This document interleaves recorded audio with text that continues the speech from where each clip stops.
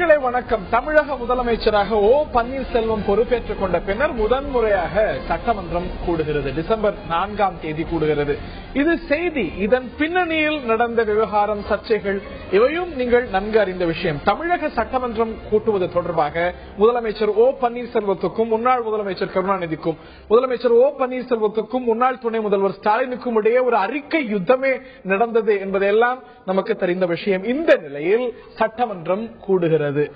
இதுல முக்கியமான அம்சம் அப்படின்னு பார்க்கும் பொழுது, ஜெயலலிதா அரசாங்க தலைவராக இல்லாத போது, அதிமுக சர்க்கார் இருக்கும் பொழுது கூடக்கூடிய சட்டமன்றம் இது அப்படிங்கிறது குறிப்பிடத்தக்கது. என்னென்ன பிரச்சனைகளை எதிர்க்கட்சிகள் இந்த சட்டமன்றத்தில் எழுப்ப போகின்றன? சவால்களை சமாளிக்குமா ஓ பன்னீர்செல்வம் சர்க்கார்? இதைத்தான் இந்த நிகழ்ச்சியில விரிவாக விவாதிக்க போகின்றோம். பல கேள்விகள் இது சார்ந்து எழுகின்றன. நேர்களே, விரிவாக விவாதிப்போம். இது சார்ந்த கூடுதல் பின்னணி தகவல்களை எமது சிறப்பு செய்தியாளர் சலீம் முதலில் தர கேட்போம். இந்தியாவை பொறுத்தவரை நாடாளுமன்றமாக இருந்தாலும் சரி, சட்டமன்றமாக இருந்தாலும் சரி, பொதுவாக 3 முறை கூட்டத்தொடர் நடப்பது வழக்கம். முதல்ல பட்ஜெட் கூட்டத்தொடர் நடக்கும். பிப்ரவரி இறுதியில் ஆரம்பிச்சு மே மாசம் வரைக்கும் கூட போகும். மழை காலத்துல நடக்கிறதுக்கு பேர் மழைக்கால கூட்டத்தொடர். இது எப்ப நடக்கும் அப்படின்னா ஜூலைல இருந்து செப்டம்பர் வரைக்கும் நடக்கும்.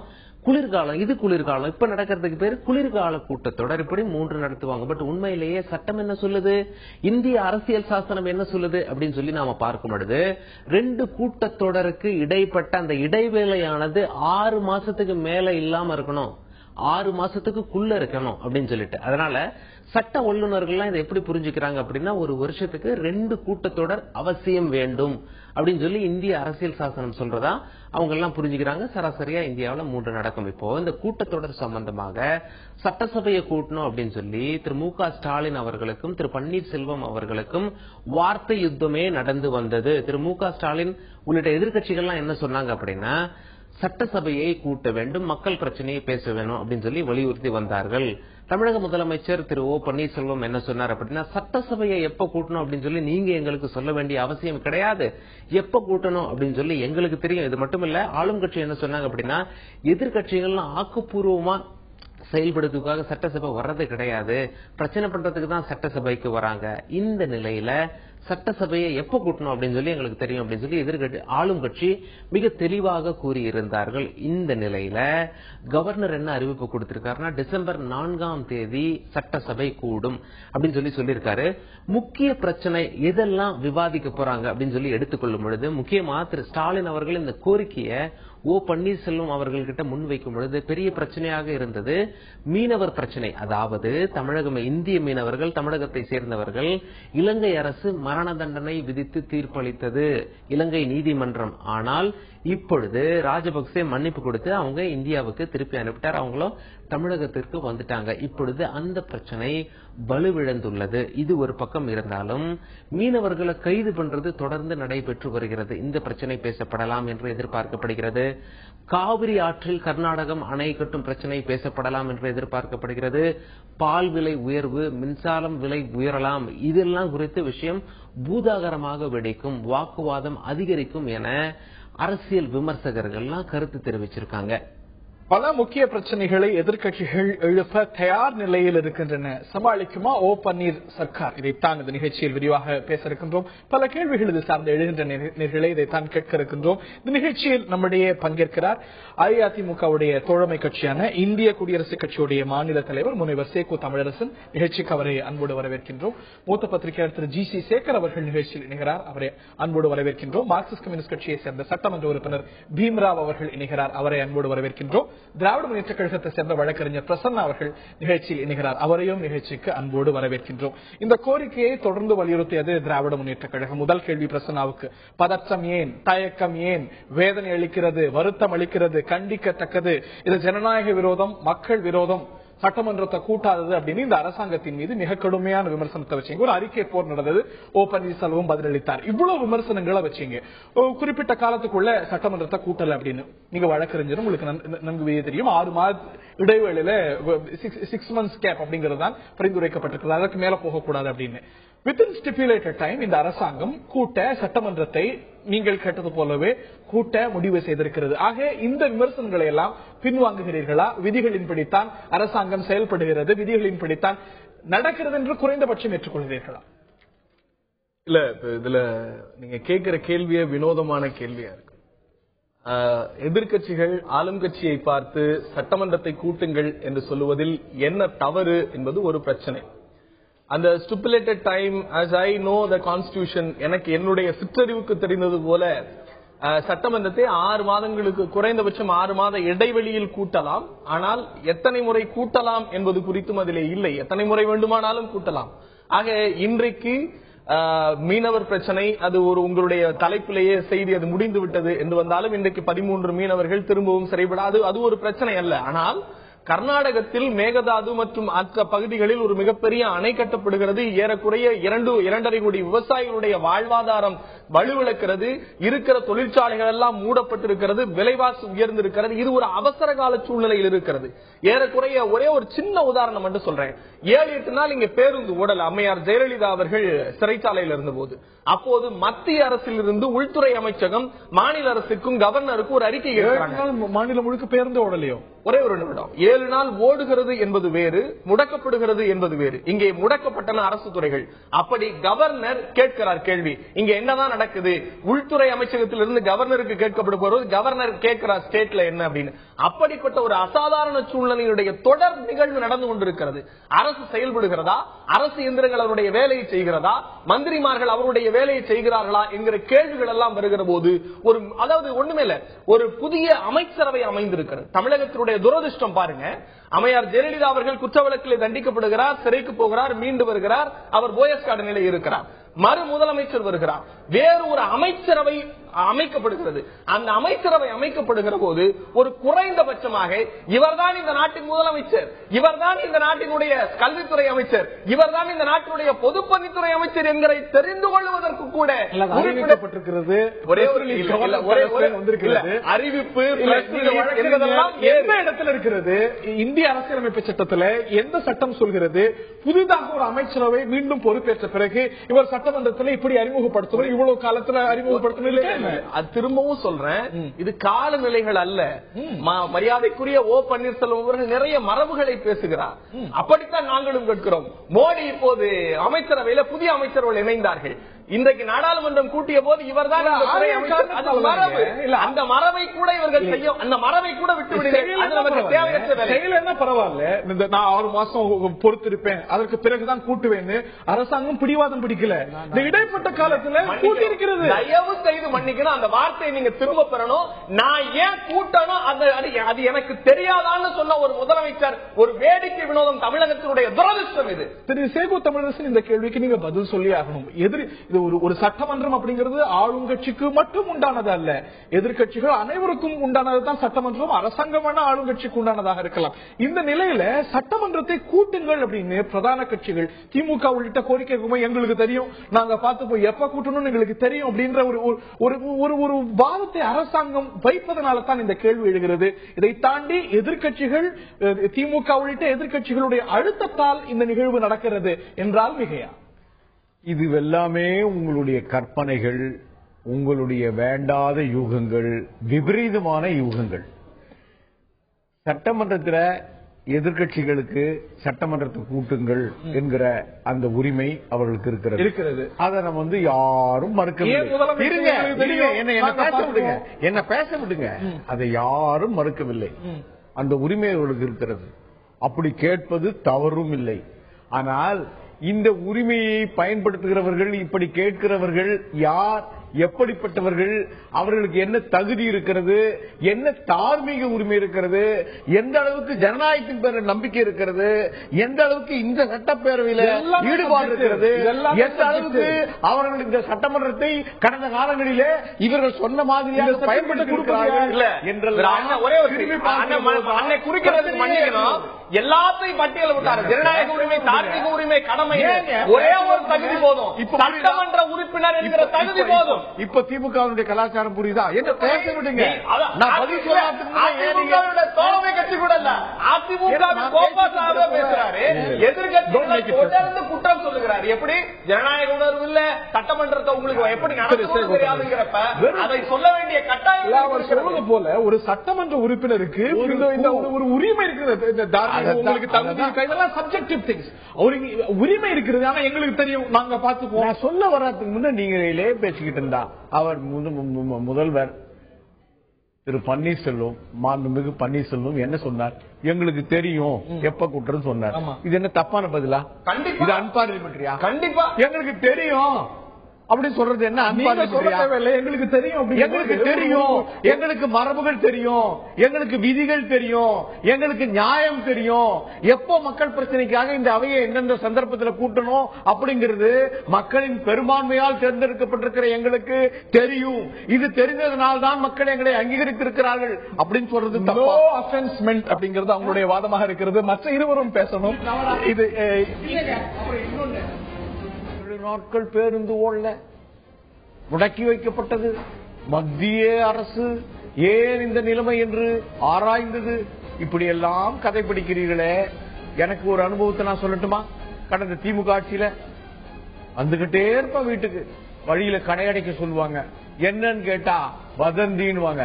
அப்புறம் வந்து சென்னை வீட்டுக்கு வந்து வன்மையா கண்டிக்கிறேன். ஒரு சட்டமன்ற உறுப்பினர் என்கிற அடிப்படையில பேசுறமே தவிர ஒரு தரம் பேசுறதை என்னால் அனுமதிக்க முடியாது. இருவருமே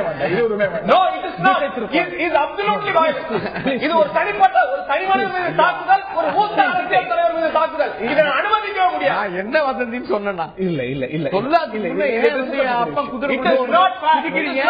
இது ஒரு தவறு. ஒரு மூத்த சட்டமன்ற உறுப்பினர் ஒரு கட்சியுடைய தலைவர்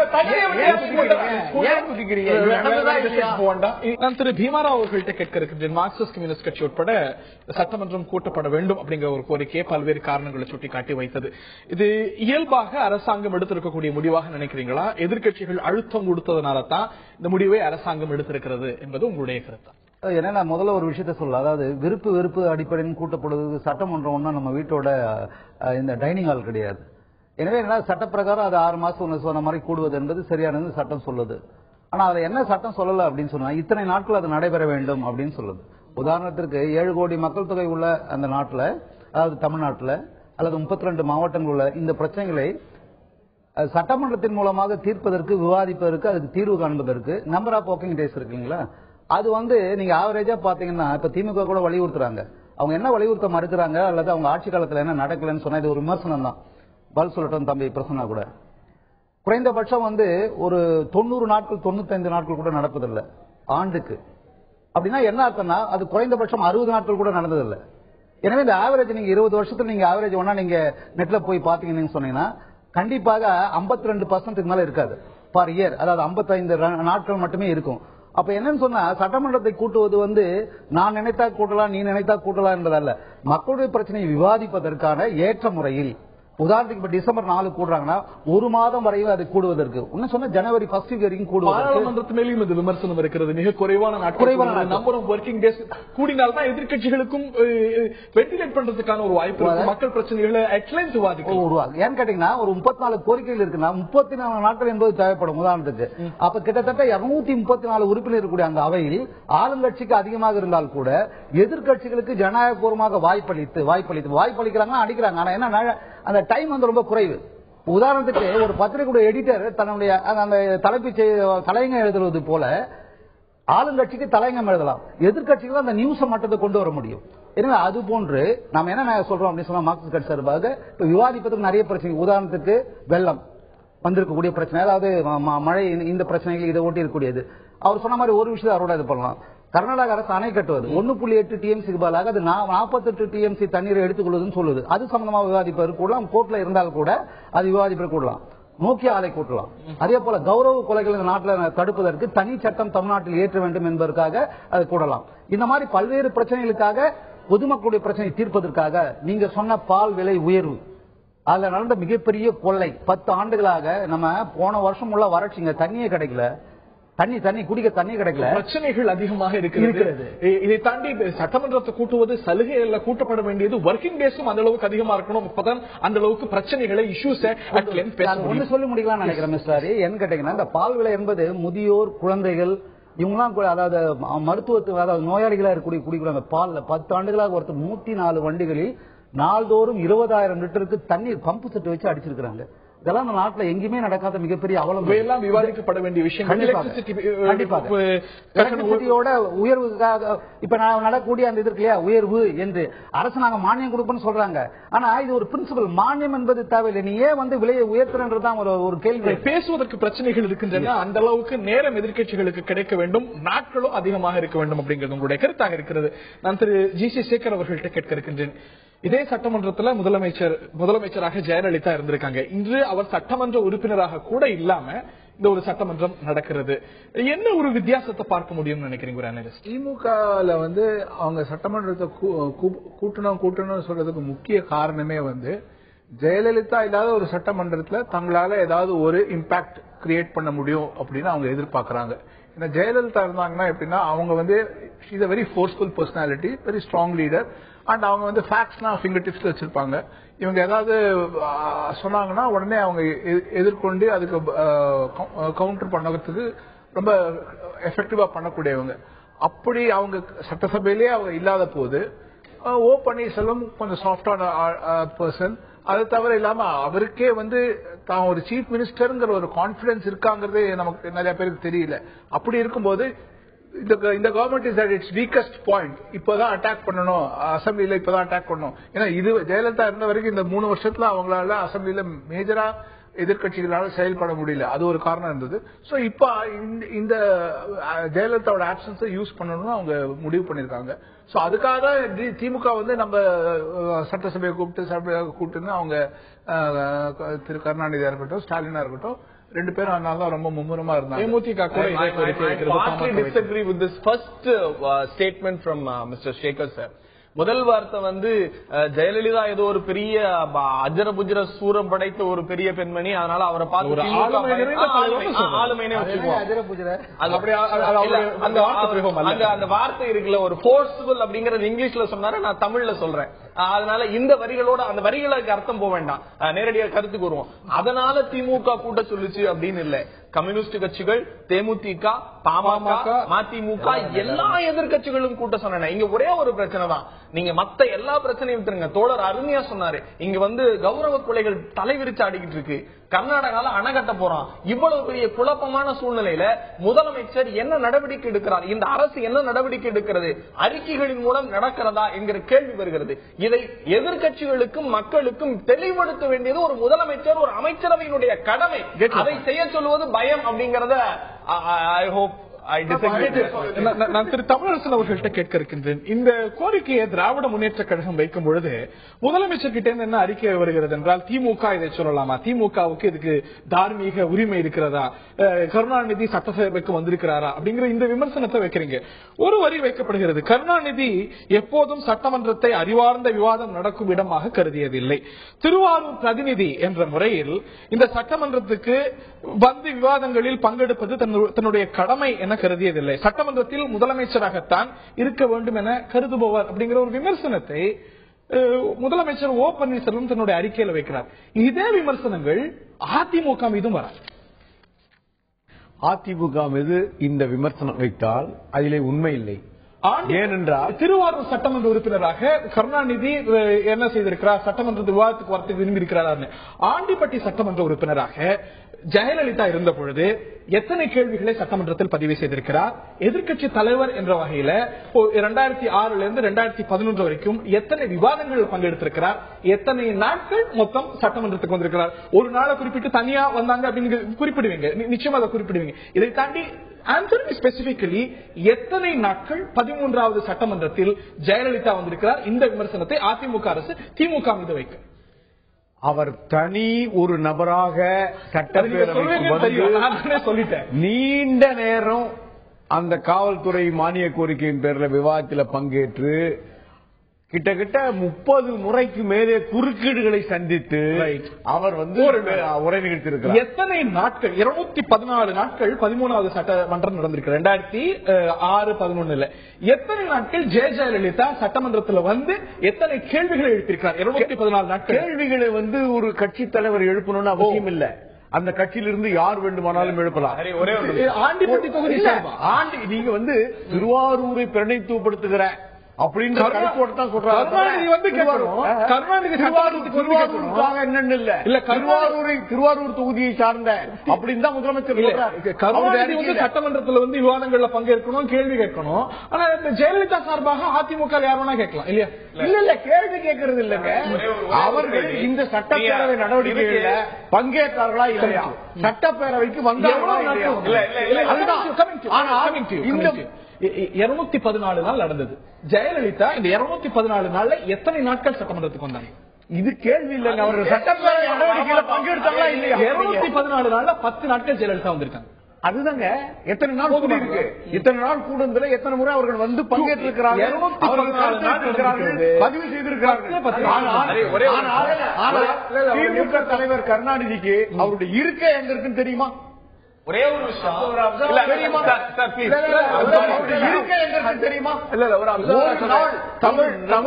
அந்த இருக்கையில இருக்கை எனக்கு ஸ்பெஷல் நீட்ஸ் இருக்கிறது, அதே கேம்பஸ் இருக்கிறது. தமிழ்நாட்டிலும் சட்டமன்றம் என்ற குடும்பத்தில் தமிழ்நாட்டு அரசியலோட பெரிய துரதிருஷ்டம் என்னன்னா, எப்பெல்லாம் கருணாநிதியும் சரி ஜெயலலிதாவும் சரி எதிர்கட்சியில இருக்காங்களோ அப்ப அவங்க சட்டசபைக்கு வருது கிடையாது. ஏன்னா நான் கருணாநிதி எம்ஜிஆர் முதலமைச்சரா இருந்த போது சட்டசபைக்கு அவங்க 2 பேருக்கு நடுவில் காரசாரமா விவாதம் நடந்து அதை ரிப்போர்ட் பண்ணவன் தான். அப்பெல்லாம் சட்டசபைனா ஒரு டிபேட் இருக்கும், ஒரு எல்லாருக்கும் பேசுறதுக்கு ஒரு வாய்ப்பு இருக்கும், ஒரு டெமோக்ராட்டிக் ஃபங்க்ஷனிங் இருக்கும். பட் இப்ப இவங்க 2 பேருமே சட்டசபை மதிக்கிறது எப்படின்னா, அவங்க ஆட்சியில இருக்கும்போது அவங்களால ஃப்ரீயா எப்பெல்லாம் பேச முடியுமோ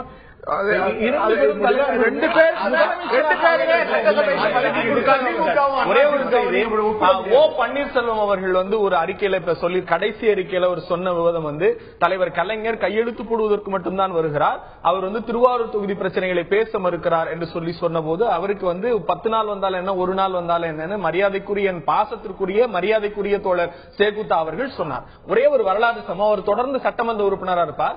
என் நினைவு சரியாக இருக்குமேனால் 8/2/2013 அன்று தலைவர் கலைஞர் முதலமைச்சராக இருந்த போது ஒரு தீர்மானம் நிறைவேற்றப்பட்டது. அந்த தீர்மானம் என்னவென்று சொன்னால், அம்மையார் ஜெயலலிதா இன்றைக்கு அவர் தலைமை ஏற்றிருக்கிற பன்னீர்செல்வம் அவர்கள் இருக்கிறார்கள் அல்லவா, அவர் தலைவர் கலைஞரிடத்திலும் அன்றைக்கு இருந்த சபாநாயகர் ஆவுடையப்பனிடத்தில் ஒரு கடிதத்தை கொடுக்கிறார். என்ன கடிதம் தெரியுமா? ஒரு சட்டமன்ற உறுப்பினர் 3 முறை, அதாவது 60 நாட்கள் 3 முறை சட்டமன்ற கூட்டத்தொடரில் கலந்து கொள்ளவில்லை என்று சொன்னால் அவர் சட்டமன்ற உறுப்பினர் பதவியை தகுதி இழக்கக்கூடிய நிலை விதிகள் இருக்கிறது. 3 முறை வரவில்லை, 4வது முறை கூட்டம் நடக்கிறது, 3 முறை புனித ஜார்ஜ் கோட்டையில் நடக்கிறது, 4வது கூட்டம் புதிய தலைமைச் செயலகத்தில் நடக்கிறது. நடக்கிற போது அம்மையார் வரவில்லை. வராத போது ஒரு கடிதத்தை பன்னீர்செல்வம் கொடுக்கிறார். கொடுக்கிற போது தலைவர் கலைஞர் சொல்லுங்க என்ன காரணம் சொன்னாங்க தெரியுமா? அந்த ஒரு தடவைக்கு மட்டும் மருத்துவ பிரச்சனைகளின் காரணமாக எங்களால பங்கேற்க முடியல. 4 சட்டமன்ற கூட்டத்தொடர்களில் ஏறக்குறைய 1.5 வருஷம் இதை முடிச்சிடறேன், 1.5 வருஷம் வரலம. அதை உடனே தலைவர் என்ன சொன்னாங்க அப்படின்னா, நீங்க பேசுறாங்கல்ல சீட் எங்க இருக்குன்னு கேட்டு, தலைவர் கலைஞருடைய நிலை தெரியும், அவர் தந்தை வயதை ஒத்தவர், சேக்கு தமிழரசுடைய தந்தை வயதை ஒத்தவர். தலைவர் கலைஞர் உட்கார முடியாத ஒரு சூழ்நிலை. நான் இதை முடிச்ச லெட் மீ கம்ப்ளீட். அந்த சூழ்நிலையில தலைவர் கலைஞர் சட்டமன்றத்தில் அதை விவாதிக்கப்படணும், விவாதமே வேண்டாம், வாய்ப்பு கொடுப்போம், உடனடியாக சிறப்பு தீர்மானம் போட்டு அவருக்கு சட்டமன்ற பதவியை தொடர்வதற்கு வாய்ப்பு கொடுத்தது தலைவர் கலைஞர். ஸ்பெஷல் நீட்ஸ் இருக்கிறது, அவருக்கு சிறப்பு தேவைகள் இருக்கிறது, இந்த அரசாங்கம் அதை என்ன செய்கிறது அப்படின்னு கேட்டிருக்கீங்க. கோரிக்கைகளை திமுக தலைவர் வைத்திருக்கிறார், பொது நிகழ்ச்சிகளை வைத்திருக்கிறார். சட்டமன்ற சபாநாயகர் வசமோ இல்லன்னா செக்ரட்டரி வசமோ அவருடைய ஸ்பெஷல் நீட்ஸ் பத்தி குறிப்பிட்டு கடிதத்தையோ இல்லாட்டி கோரிக்கையோ திமுக தலைவர் வைத்திருக்கிறார். ஒரே ஒரு விஷயம், நீங்க ஏன் சட்டமன்றத்துக்கு வரலன்னு சட்டமன்ற சபாநாயகர் கேட்கல, சட்டமன்றத்தினுடைய செயலாளர் எதிர்கட்சி தலைவர் கேட்கிறார். ஒரு தலைவரை பார்க்கிற போது 5 முறை முதலமைச்சராக இருந்தவர் ஒருவருடைய பார்த்த சூழ்நிலையிலே தெரியும். ஒரே ஒரு விஷயம், அந்த சீட்டோட கேப் இருக்கு தெரியுங்களா? இல்ல ஒரே ஒரு விஷயம், ஒரு செகண்ட் நான் சொல்றேன். ஏன்னா இப்ப டிஸ்கஷன் எதை நோக்கி போயிருந்தா கலைஞரோட எழுத்து சம்பந்தமாகும், மரியாதைக்குரிய எழுத்து சம்பந்தமாகும். எழுத்து கேர்ல யாரா இருந்தாலும் சரி, ஈவன் அது சீனியர் சிட்டிசனா இருக்கும், ஒரு நிமிஷம் சீனியர் சிட்டிசனா இருக்கும்போது யார் வேணாலும் பார்க்கலாம் எழுத்து கேருக்கு, அது வேற விஷயம். ஆனா சட்டமன்றத்தை எப்படி நடத்துவது? இப்ப சேகர் சார் சொன்ன மாதிரி என்ன நடக்குது அப்படின்னு சொன்னா, நான் முதலமைச்சராக இருந்தால் நான் வந்து ஃப்ரீயா, என்னுடைய கிரவுண்ட் ஃப்ரீயா இருக்கும்போது நான் எப்படி வேணாலும் பண்ணுவேன்.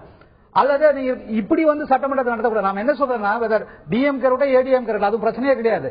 விவாதிக்கப்பட வேண்டிய பொருள் என்ன, நிறைவேற்றப்படக்கூடிய தீர்மானங்கள் என்ன? இப்ப உதாரணத்துக்கு முல்லை பெரியாருக்கு 6 மணிக்கு கூட்டுறாங்க, 6 மணிக்கு கூட்டுறாங்க, 6 மணிக்கு மரபுகளும் விதிகளும் தெரிஞ்சு பேசணும். இல்ல மரபுகளும் விதிகளும் தெரிஞ்சுதான் பேசணும். அதாவது வாய்ப்பு கொடுக்குறீங்களா? இல்ல வாய்ப்பு கொடுக்கலாம், இல்ல வாய்ப்பு கொடுங்க. நாம என்ன சொல்றோம்னா, அதாவது நாம சொல்றது விவாதிக்கப்பட வேண்டிய விஷயங்களை தான் சொல்றோம். நேரம் ஒதுக்குனா நம்பர் ஆஃப் ஆர்கனைசேஷன் ஆரம்பத்திலே சொன்னோம். இப்ப நீங்க என்ன டைவர்ஷன் வருது அப்படின்னு சொன்னா, நீங்க வரும்போது எப்படி இருந்தது, நான் வரும்போது எப்படின்னு சொல்லி. அப்ப சட்டமன்றம் வந்து ஏதோ பிரிட்டிஷ்காரன் விட்டு போகும்போது நீங்க வாங்க உங்க 2 பேரை தவிர வேற யாரும் இருக்கக்கூடாதுன்னு சொல்லிட்டு போனா எனக்கு புரியல. நாம என்ன சொல்றோம், ஒரு பொருள் குறித்து தமிழக மக்கள் நிலைமை குறித்து விவாதத்துக்கு பதிலாக இந்த விவாத மேடை எப்படி டைவர்ட் பண்றாங்கன்னா, கலைஞர் பெரியவரா ஜெயலலிதா பெரியவரா, என்னடா சொல்ற 2 பேருமே பெரியவர், அளவுன்னு யாரும் மாற்று கருத்து இல்ல தமிழக அவங்க கட்சிக்கு. இப்ப என்ன கேட்டா என்ன, நான் என்ன சொல்லுவேன், பிரகாஷ் பெரியவர், ஜி ராமகிருஷ்ணன் பெரியவர் அப்படி நான் சொல்லிட்டு போயிடலாம். அதல்ல பிரச்சனை இல்ல. நீங்க என்ன சொன்னாங்க, தமிழக பிரச்சனை பத்தி தோழர் சொல்றதை 100% ஏத்துக்கிறேன். ஆனால் ஒரு மிகப்பெரிய தலைவர் மீது, நான் சார்ந்திருக்கிற இயக்கத்தின் தலைவர் மீது ஒரு குற்றச்சாட்டு வருகிறது, அதை மறுக்க வேண்டியது. அதைத்தான் நான் விரிவா இடைவேளைக்கு பிறகு விரிவா பேசுவோம். இந்த தருணத்தில் ஒரு சிறிய இடைவேளை எடுக்கணும். இஷ்யூஸுக்கு தான் ப்ராமினன்ஸ் இருக்கணும் அப்படின்னு சொல்லும்போது பர்சனாலிட்டிஸ் அப்படி அவ்வளவு சாதாரணமா பார்க்க முடியாது. ஒரு முக்கியமான பர்சனாலிட்டி சட்டமன்றங்கள் வரும்பொழுது அந்த ஒரு நிகழ்வுக்கு இருக்கக்கூடிய முக்கியத்துவம் அப்படிங்கிறது தனி. இதை தாண்டி எதிர்கட்சிகள் சென்ற கூட்டத்தொடராகட்டும், திமுக ஆட்சியோ அதிமுக ஆட்சியோ எதிர்கட்சிகளுக்கு போதுமான நேரம் அவகாசம் வழங்கப்படுவதில்லை என்ற ஒரு குற்றச்சாட்டு இருக்கிறது. அந்த குற்றச்சாட்டு சரிதானா? அந்த நிலை வரக்கூடிய சட்டமன்ற கூட்டத்தொடரில் மாறுமா? சேகு தமிழரசன் திரு பிரசன்னாவும் இந்த ஒரு கோரிக்கையை வைத்து பிரசன்னாவும் இதை குறிப்பிட்டார். திமுக தலைவரும் இது தொடர்ந்து கேட்டு வருவது. முதலமைச்சர் ஓ பன்னீர்செல்வம் திமுக தலைவருக்கு பதிலளிக்கும் போதும் கூட திருவாரூர் தொகுதிக்காக எத்தனை முறை சட்டமன்றத்துக்கு வந்தார், எத்தனை ஒரு விவாதங்கள்ல பங்கு கொண்டார் அப்படின்னு எல்லாருக்கும் தெரிந்தது. அவருக்கு ஸ்பெஷல் நீட்ஸ் இருக்கிறது அப்படின்னு. அந்த ஸ்பெஷல் நீட்ஸை கேட்டர் பண்றதுக்கு இந்த அரசாங்கம் இல்ல சட்டமன்றத்தில் என்ன நடவடிக்கை எடுக்கப்பட்டிருக்கிறது, அவர் பங்கேற்கணும் அப்படிங்கறது அரசாங்கத்துடைய விருப்பம் தான், ட்ரெஷரி பெஞ்சுடைய விருப்பம் அப்படின்னா இதற்கு என்ன வசதி செய்யப்பட்டது? முதலமைச்சருடைய அறிக்கையில திருவாரூர் அப்படின்னு அந்த அவர் குறிப்பிட்டதுக்கு என்ன பொருள்னா, நீங்க ஒட்டுமொத்த தமிழ்நாட்டு மக்களுக்காக திமுக தலைவர் வந்து பேசுவது கூட இருக்கட்டும், உங்களை தேர்ந்தெடுத்து திருவாரூர் தொகுதிக்காகவாவது பேசுறதுக்கு சட்டமன்றத்துக்கு வரலையே அப்படின்ற என்ன பேசவே விட மாட்டீங்க. அந்த வார்த்தை கூட நான் முடிக்கல, அவ்வளவு ஏன் நீங்க அவசரப்படுறீங்க அப்படின்னு தான் அதற்கு பொருள். இதைத்தான் அண்ணா திராவிட முன்னேற்ற கழகம் அந்த பொருள்பட தான் முதலமைச்சர் அவர்கள் அதை சொல்லியிருக்காங்க. இடம் அவர்களுக்கு என்ன இடம், அவர்களுடைய வசதிப்படி அவர்களுக்கு இடம் தரல அப்படின்ற குற்றச்சாட்டு இருக்க. இது சட்டமன்ற விதிகளை, நெறிமுறைகளை, மரபுகளை தெரிந்தவர்கள் சொல்ற குற்றச்சாட்டு அல்ல. திமுக தலைவர் நீண்ட காலம் சட்டப்பேரவையில் இருந்து கொண்டிருந்தவர், இருக்கிறவர். இப்போ 5 முறை முதலமைச்சராக இருந்தவர். அவருக்கு சட்ட விதிகள் தெரியாது இல்ல. திராவிட முன்னேற்ற கழகம் சட்டமன்றத்தை பொறுத்தவரையில தேர்ந்தெடுக்கப்பட்ட அங்கீகரிக்கப்பட்ட எதிர்கட்சி கூட கிடையாது, ஒரு குழு. அதனால அந்த சட்டமன்ற உறுப்பினருக்கு பேசவே விடுங்க, உங்கள்கிட்ட தான் சார் திருப்பீங்க. அதைத்தான் நான் என்ன சொல்ல வரேன், நான் என்ன காரணத்தினால அங்கீகரிக்கப்பட்ட இன்னும் பல காரணங்கள் இருக்கு. ஒரு காரணம் இருந்ததுன்னா ஒரு சட்டமன்ற உறுப்பினருக்கு சிறப்பு தேவைகள் இருந்ததுன்னா கேட்கக்கூடாது. சட்டமன்ற உறுப்பினருக்கு சிறப்பு தேவை அது வந்து ஒரு விதிகளின்படி அது முடியாது. ஏன்னா நான் வந்து எனக்கு இப்படிப்பட்ட உடல்நலம் இருக்கு, என்னால உட்கார முடியல அப்படின்னு ஒரு எழுதி கொடுக்கிற பட்சத்துல பேரவைத் தலைவர் வழங்குற இடத்த ஒரு ஒப்புக்கொண்டு போய் உட்காருவாங்களா? இல்ல அவருக்கு ஒரு ஸ்பெஷல் நீட்ஸ் பேரவை விதி இருக்காரு கொடுக்க முடியாது. அதான் நான் சொல்றேன். இவர் வந்து இந்த சட்டமன்ற இருங்க ஒரே ஒரு இந்த சட்டமன்ற உறுப்பினர் எனக்கு உடல்நலம் சரியில்லை, இப்படிப்பட்ட இவர் ஒரே ஒரு சட்டமன்ற உறுப்பினர் எழுதி தந்த பின்னாடி கட்சியின் சார்பாக ஒரே ஒரு சட்டமன்ற உறுப்பினர் தான். ஆனால் நீங்க நான் திமுகவுக்கு இத்தனை சட்டமன்ற உறுப்பினர் அல்லது கேட்கலாம் இல்ல.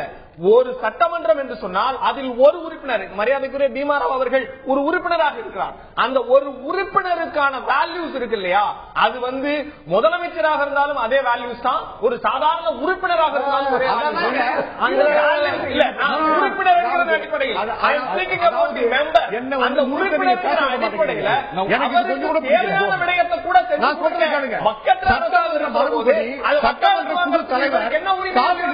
முன்னோர் சில இடம் இருக்கு. ஏன்னா திமுக அவர் தான் தலைவராக தேர்ந்தெடுத்திருக்கு. அவருடைய துணைத் தலைவர் இருக்காரு துரைமுருகன், அவருக்கு அடுத்த இடம் இருக்கு. இப்ப ஒரு முதலமைச்சர், முன்னாள் முதலமைச்சர் திரு ஸ்டாலின் அவர்களுக்கு பின்னிருக்கே அவருக்கு வழங்கப்பட்டிருக்கு. இதான் மரபு.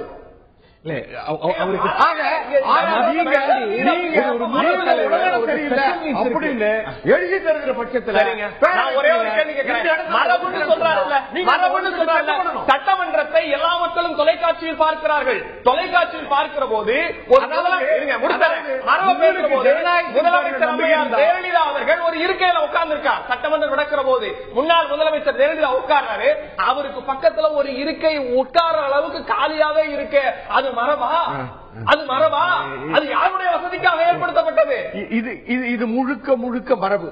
எப்படி பெண்களுக்கு என ஒரு தனி உரிமை வழங்கப்பட இவங்களுடைய தோழர் இவங்க இருக்காங்களே உமாபாரதி, அவங்களுக்கு பக்கத்துல இடம் விட்டுருக்கீங்களா?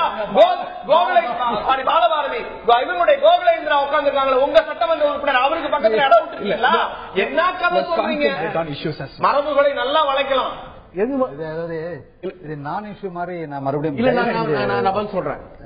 முதலமைச்சர் என்பதற்கும் ஒரு உறுப்பினர் என்பதற்கும் ஒரு ஆளுங்கட்சி மீண்டும் மீண்டும் தப்பு பண்ணாதீங்க. பிரயோகப்படுத்துறீங்க. பெரிய இருக்கையில பெரிய இடம் இருக்குல்ல, தலைவர் ஒரு முதலமைச்சர், இன்னும் சொல்ல போனா very senior member of the assembly, அவருக்கு 1000 இருந்தாலும் எதிர்கட்சி உறுப்பினர். நீங்க ஆளுங்கட்சியா? நீங்க ஆளுங்கட்சியா? நான் எதிர்கட்சி உறுப்பினர் கூட கிடையாது. நான் ஒரு கட்சியோட தலைவர். ஆமா, அதனால நீங்க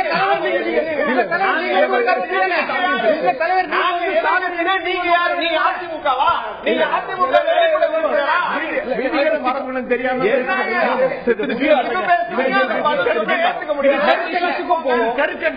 இந்த கருக்கண்டையை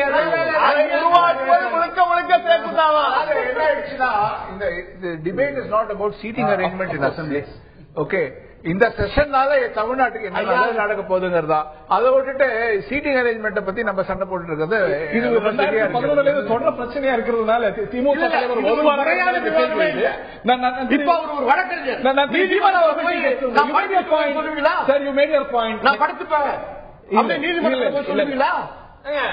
ஒரு நீதிமன்றத்துக்கு மரபு இருக்கு. திரு தமிழரசன் நீங்களே சரியா இல்ல ஸ்பெஷல் நீட்ஸ் இருந்தா கேட்கலாம் அப்படின்னு பிறகு படுத்துப்பாங்களான்னு. ஆமா, அப்படி தருகிற பட்சத்துல ஒரு விண்ணப்பம், ஒரு கோரிக்கை, ஒரு கடிதம் தருகிற பட்சத்துல பேரவைத் தலைவர் பரிசீலித்து அந்த பேரவைத் தலைவர் ஒரு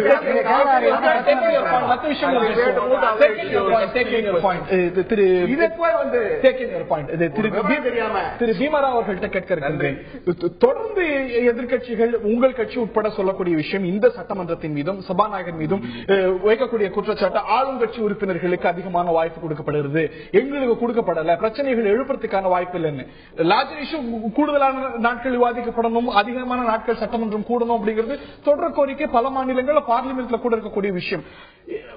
அநியாயமாக எதிர்கட்சிகளுக்கு வாய்ப்பு குறைக்கப்படுகிறது அப்படிங்கிற ஒரு வாதம் வெறும் ரிட்டாரிக்ஸா ஃபேக்சுவலா என்னன்னா, வாய்ப்பு கொடுப்பவங்க நீங்க அரித்மெட்டிக்க பாத்தீங்கன்னா நீங்க சொல்றது கரெக்ட். என்னன்னு சொன்னா, ஒரு 10 சட்டமன்ற உறுப்பினர் இருப்பவர்களுக்கு 1/2 மணி நேரம் அப்படின்னு சொன்னா டிவைட் பண்ணி அதை பேசலாம். அதே நேரத்தில் 10 இப்ப 151 பேர் இருக்கிறவங்களுக்கு இதே நீங்க 1/2 hour நீங்க கணக்கு பண்ணா எவ்வளவு டைம் வரும்னு உங்களுக்கு தெரியும். ஹவர்ஸ் கணக்கா வரும். அது என்ன பாயிண்ட் என்னன்னா, ரூலிங் பார்ட்டி எப்பவுமே ஆளுகின்றவர்கள் எதிர்கட்சி வரிசையில் இருக்கக்கூடியவர்களுக்கு அவர்கள் எழுப்பக்கூடிய கோரிக்கைகளை கூர்ந்து கவனித்து சரியான விஷயங்களை ஏற்றுக்கொண்டு ஜனநாயக மரபுல தவறான விஷயங்களுக்கு பதில் சொல்வது என்பது நாட்டு மக்களை போய் சேரும். ஒரு பொது பிரச்சனை, மாநிலத்துக்குள்ள பிரச்சனை அல்லது மத்திய மாநில அரசுகள் உறவுகள் சம்பந்தமான பிரச்சனை, வரி விதிப்பு சம்பந்தமான பிரச்சனைகள், விவசாயிகள் பிரச்சனை, தொழிலாளர்கள் பிரச்சனை என்று வரும்பொழுது அது ஆளுங்கட்சி எப்பொழுதுமே இன்னைக்கு திராவிட முன்னேற்ற கழகம் நாளைக்கு ஆட்சிக்கு வருதுன்னு வச்சுங்க, டிபெண்ட் பண்ணி தான் பேசுற ஏற்பாடு இருக்கு. இப்போ உதாரணத்துக்கு நாட்டுல வந்து நிறைய திருடு, சயின்ஸ் மேட்சிங், டெய்லி நீங்க தந்தி டிவி தொலைக்காட்சி நிறைய கீழே அந்த ஸ்டிப் போடுறீங்க, பத்திரிகை எழுதுறாங்க. இது பொது பிரச்சனையான பொது பிரச்சனை. நான் உடனே என்ன சொல்லக்கூடாதுன்னா, என்னுடைய ஆட்சியில் கடந்த ஆட்சியை விட இந்த ஆட்சியில் கொலை குறைந்திருக்கிறது.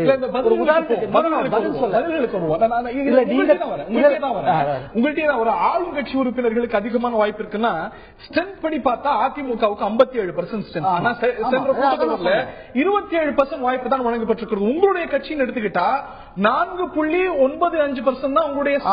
ஆனா உங்களுக்கு கொடுக்கப்பட்டிருக்கக்கூடிய வாய்ப்பு மக்கள் இதே மக்கள் பிரச்சனைகள் சார்ந்து பேசுறதுக்கு கொடுக்கப்பட்ட வாய்ப்பு 14.44%. நேரம் அப்படின்னு பார்த்தா 17%. அதை நானே ஆரம்பத்திலே ஒப்புக்கொண்டேன். நான் என்ன சொன்னேன்னா, நீங்க அதான் நீங்க 10 பேருக்கு கொடுக்கக்கூடிய நேரங்களும் 150 அதிகமா தான் இருக்கும். அவர்ஸ் கணக்குல வரும், 5 hours 6 hours கூட வரும். ஆனா பாயிண்ட் என்னன்னா, ஒரு டெமோக்ராட்டிக் நார்ம்ஸ் இருக்குது இல்லையா.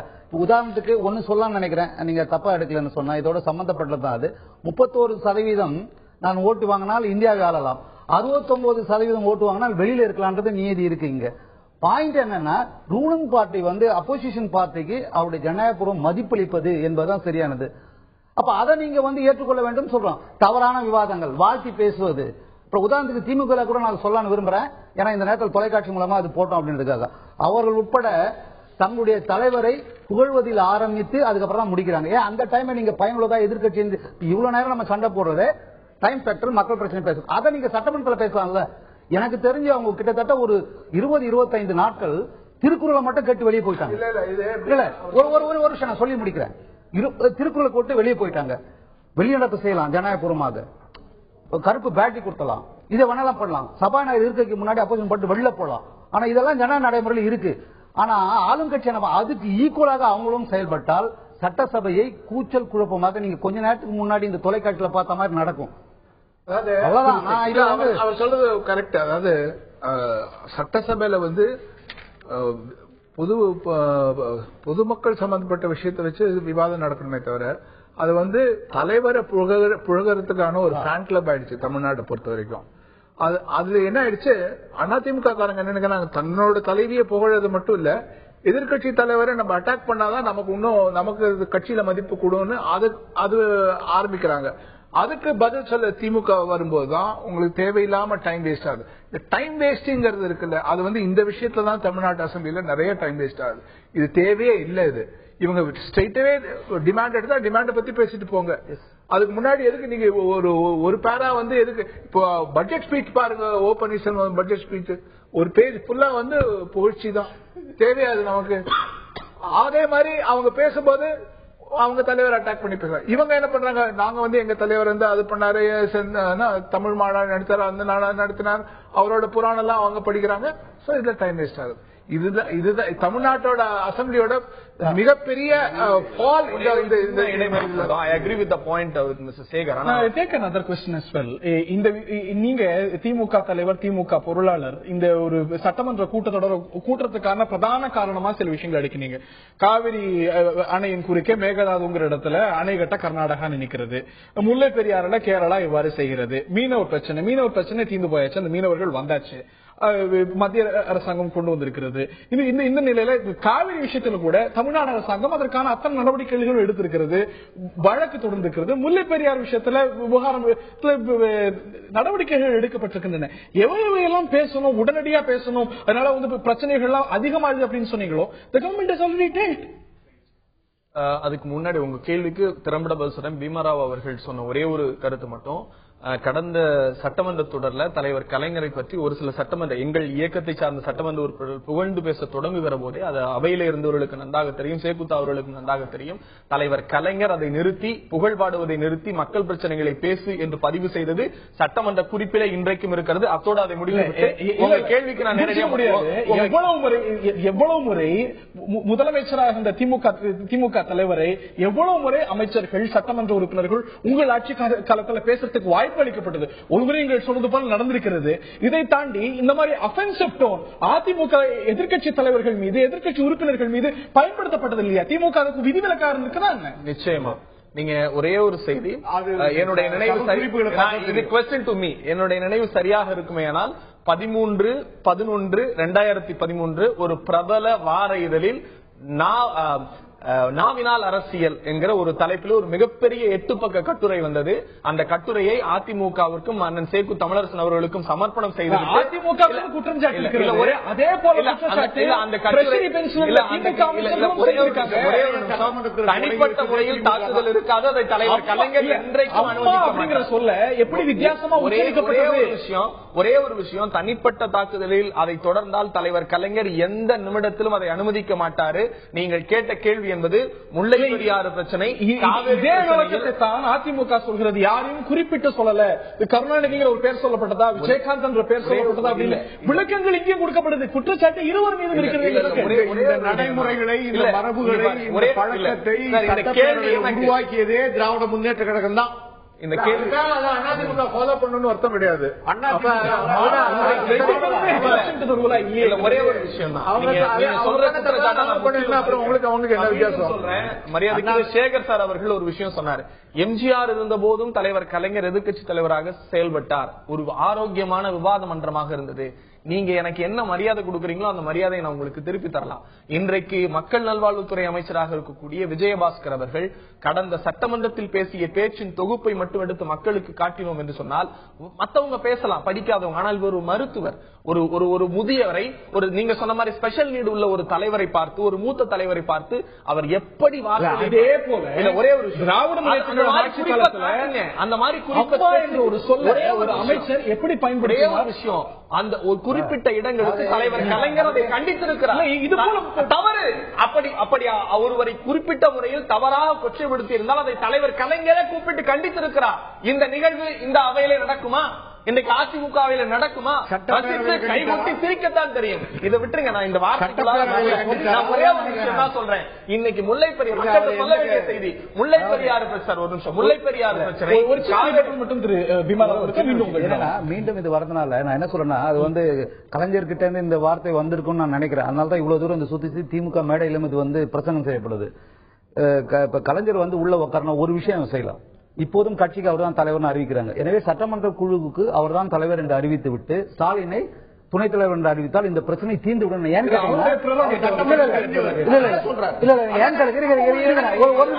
ஒரு நிமிஷம் பிளீஸ். அப்ப உங்களுக்கு இடம் கிடைக்கும். ஏன்னு கேட்டா இந்த விஷயம் என்ன வருதுன்னா, டைவர்ஷன் வருதுன்னா, யாரும் இறக்கப்பட்டு யாருக்கும் ஓட்டு போடக்கூடாதுங்க. தயவு செஞ்சு இறக்கத்தின் அடிப்படையில் வாங்கக்கூடிய ஓட்டுகள் அது ஒரு வகையில் விற்பனை செய்யப்படுவதாக தான் நான் நினைக்கிறேன். காரணம் என்னன்னா, வெதர் ஜெயலலிதா கலைஞர் இப்ப என்ன நடக்குதுன்னா இது மாதிரி நடக்குது. அப்ப இந்த சீட் அரேஞ்ச்மெண்ட்ஸ் வந்து அவர் பாவம் முதியவர் வீல் சேர்ல இருக்கு. நாளைக்கு நம்ம கூட அந்த நிலைமை வரும். தம்பி கூட ஆனா என்னன்னா, நீங்க தலைவர் என்ற அடிப்படையில் தான் சீட் கட்சி அமர்வு இல்ல தலைவர் கலைஞர் எனக்கு இந்த முதல் இந்த விஷயத்துக்குள்ளே நம்ம அதை பற்றி விரிவா யார் தலைவர் யார் துணைத் தலைவர் என்பது பிரச்சனையே அல்ல.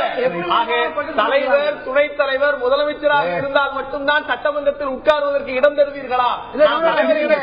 முதல்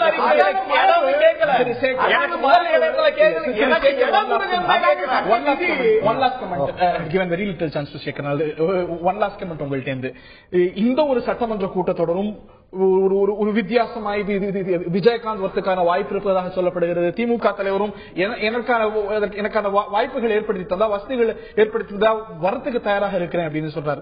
இந்த ஒரு சட்டமன்ற கூட்டத்தொடரில் ஒரு ஆரோக்கியமான நடைமுறைகள் எதிர்பார்க்கலாமா, இல்ல அதே விஷயங்கள் தான் தொடர போறது? எனக்கு என்னமோ இந்த 3 வருஷமா நடந்ததை பார்த்தா அந்த சேம் ஃபார்ம் வில் கண்டினியூ தான் எனக்கு தோணுது.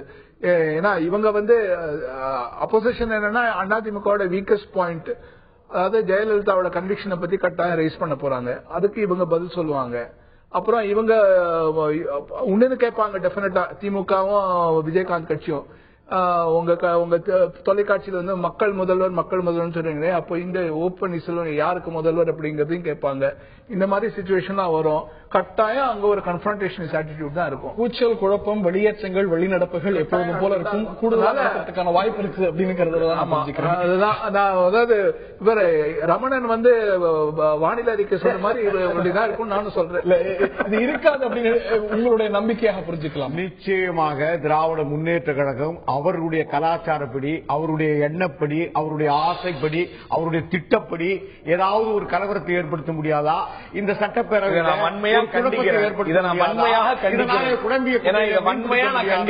கலவரத்தை ஏற்படுத்தினது யாரு? திரும்பவும் சொல்றேன், இது தனிப்பட்ட முறையில் அவருடைய விசுவாசத்தை காணுவதற்கு எங்களை கொச்சைப்படுத்த நினைத்தால் அது அவரை கேவலப்படுத்திக் கொள்வதற்கு சமம். நாட்டு மக்களுக்கு புலப்படுத்தும், இது அவரை கேவலப்படுத்திக் கொள்வதற்கு சமம். இது போல் கூச்சலோடும் குழப்பத்தோடும் நடக்காத சட்டமன்றம் என்று எதிர்பார்ப்போம். என்னுடைய பணியை விட சபாநாயகருடைய பணி எளிமையாக இருக்கும் என்று எண்ணுவோம். இந்த நிகழ்ச்சியில் நேர்களுடைய கருத்து என்ன என்பதை பார்ப்போம்.